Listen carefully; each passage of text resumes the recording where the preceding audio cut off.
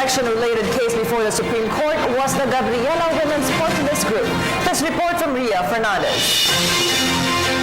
Gabriela Women's Party List has filed thrice before the Commission on Elections a petition appealing to upgrade to 3 its current 2 seats in the lower chamber, arguing that the poll body committed error in computation.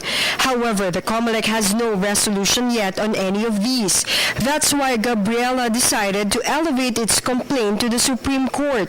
Their prayer, immediately grant them the 3rd seat before the first State of the Nation Address or SONA of President Rodrigo Duterte. Ang inilalaban naman namin dito ay representation ng aming marginalized na representative na si Bay Ali Indayla mula sa Moro leader mula sa Mindanao. Also part of their petition is that based on their computation, total number of party list seats in the past polls has to be raised from 59 to 60.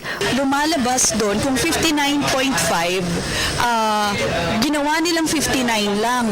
Samantalang 60 dapat dahil yun yung kung 59 lang magiging below 20% yun.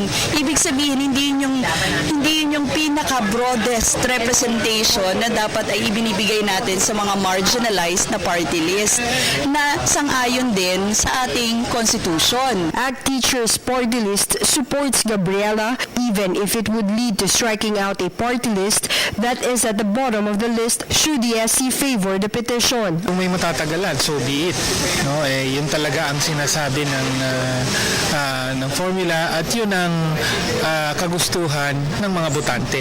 Meanwhile, COMELEC remains silent on the issue. For PTV News, Ria Fernandez. Ako po si Cathy San Gabriel. Subscribe na sa PTV YouTube channel. I-click lang po ang subscribe button.